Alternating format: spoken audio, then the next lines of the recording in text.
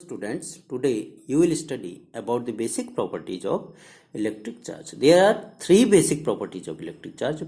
पहला क्या है? Electric charge is conserved. Second, electric charge is quantized. Third, electric charge is additive. One by one we will be dealing with all these three basic properties of electric charge. पहले में आ जाइए, conservation of electric charge. As per this property, charge can neither be created nor be destroyed. Total charge of the system or body always remains conserved or constant. That is, it is the property by virtue of which charge can neither be created nor be destroyed. The total charge of the system is always constant. इसको एक example के through पढ़ते हैं और ये radio active decay का example लिया है. Uranium 238 nucleus is taken.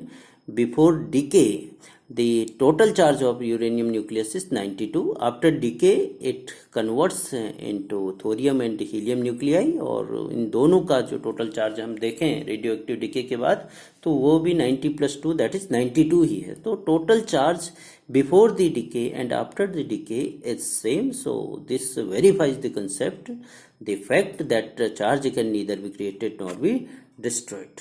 This is conservation of electric charge. अब दूसरी प्रॉपर्टी में आ जाइए.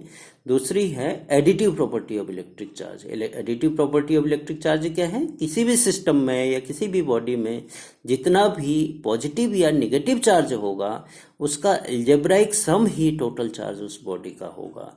Because charge is a scalar quantity, तो डायरेक्शन का कोई कंसेप्ट है नहीं. तो नेगेटिव चार्ज को भी ले लेंगे, पॉजिटिव चार्ज को भी लेंगे, उनका अलजेब्राइक सम करेंगे.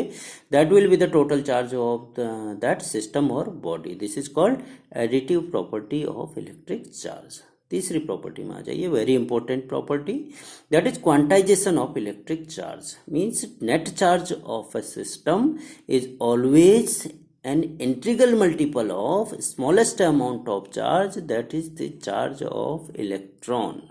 अगर इलेक्ट्रॉन का चार्ज E है तो टोटल चार्ज किसी भी बॉडी में Ne ही होगा. प्लस माइनस हो सकता है लेकिन n फ्रैक्शनल नहीं हो सकता है, 1/2 नहीं हो सकता है, 3/2 नहीं हो सकता है. That is integral multiple. That is called quantization of electric charge. कोई भी फिजिकल क्वांटिटी अगर डिस्क्रीट पैकेट्स में एग्जिस्ट करती है, कंटिन्यूस वे में एग्जिस्ट नहीं करती है, तो that quantity is called quantized. So charge is quantized here because only integral multiple of smallest amount of charge, that is charge of electron, is admissible और possible. This is called quantization of electric charge. इस पर based कई questions आते हैं. That is Q = Ne पर. Let us take few questions based on this concept.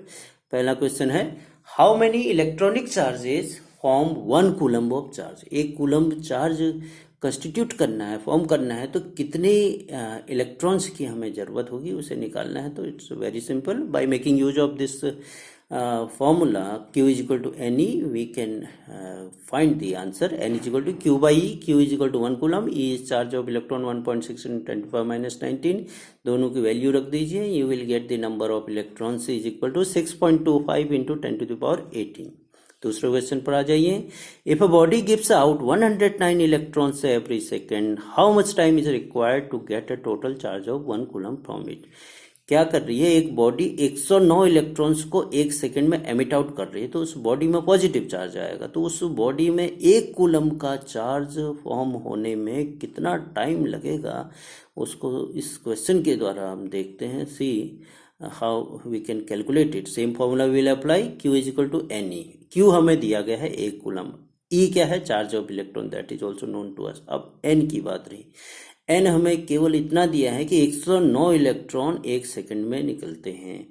तो 60 second में कितने निकलेंगे? 60 से मल्टीप्लाई कर दो. 1 घंटे में कितने निकलेंगे? इसको फिर 60 से मल्टीप्लाई कर दो. तो अब क्या आ गया? 109 × 60 × 60. अब एक दिन में कितने इलेक्ट्रॉन एमिट आउट होंगे? इनको 24 से मल्टीप्लाई कर दो, तब भी 1 कूलम फॉर्म नहीं होता है. अब इसको 1 साल में देखते हैं कितने इलेक्ट्रॉन्स निकलते हैं. × 365 कर दो, तब भी 1 कूलम के बराबर नहीं होता है. अब इसको नंबर ऑफ ईयर्स से मल्टीप्लाई कर दो. कितने साल में 1 कूलम चार्ज उस बॉडी में कंस्टिट्यूट होगा, फॉर्म होगा, जबकि 109 इलेक्ट्रॉन पर सेकंड निकल रहे हैं. Into this is N into the charge of electron, that is 1.6 × 10⁻⁻19. यहाँ से नंबर ऑफ ईयर्स आप निकाल सकते हैं. Bye calculating you can find that number of years is 198.18 year. इतने साल लग जाएंगे उस बॉडी में 1 कूलम का चार्ज सेटअप होने में, जबकि 109 इलेक्ट्रॉन 1 सेकंड में लगातार निकल रहे हैं। So this is question number 2 based on quantization of electric charge. Third question is also based on the same concept. How much positive and negative charge is there in a cup of water. एक cup water को हम 250 cubic centimetre के equivalent लेते हैं। 250 cubic centimetre water का जो मास होगा वो 250 ग्राम के इक्वल होता है। अब आप देखिए 250 क्यूबिक सेंटीमीटर का जो वाटर का जो मास है 250 ग्राम अगर है, तो मॉलिक्यूलर वेट वाटर का 18 होता है। 18 ग्राम में कितने मॉलिक्यूल्स होते हैं? एवोगैड्रो नंबर के बराबर। तो 18 ग्राम में नंबर ऑफ मॉलिक्यूल्स होंगे 6.023 इंटू 10 टू द पावर 23, इतने मॉलिक्यूल्स होंगे। तो 1 ग्राम में कितने मॉलिक्यूल्स होंगे? 6.023 into 10 to the power 23 by 18 molecules होंगे। वाटर के मॉलिक्यूल्स की बात हो रही है। और कितने ग्राम है हमारे पास वाटर के मॉलिक्यूल्स का 250 क्यूबिक सेंटीमीटर में? इंटू 250 ग्राम से मल्टीप्लाई कर दीजिए। जो आएगा ये आएगा number of molecules in 250 cubic centimetre of water. ये नंबर ऑफ मॉलिक्यूल्स है। अब एक मॉलिक्यूल में चार्ज कितना होता है उसे आप देखिए। As each molecule of water contains 10 electrons. Oxygen में 8 इलेक्ट्रॉन हो गए और H2O तो हाइड्रोजन के 2 इलेक्ट्रॉन हो गए। 2 + 8 that is 10 electrons are there in 1 molecule of water. और कितने मॉलिक्यूल्स हैं अभी आपने कैलकुलेट किया, तो जितना भी ऊपर आता है कैलकुलेट करके number of molecules in 1 cup of water, उसको 10 से मल्टीप्लाई कर देंगे तो इतने इलेक्ट्रॉन आपके पास आ गए। ये जो भी संख्या आएगी उसको इलेक्ट्रॉन के चार्ज दैट इज 1.6 इंटू 10⁻⁻19 से मल्टीप्लाई कर दें तो you will get that is total charge. वो कितना होगा? 1.338 इंटू 10⁻7 कूलम का चार्ज उस 1 कप ऑफ वाटर में होगा।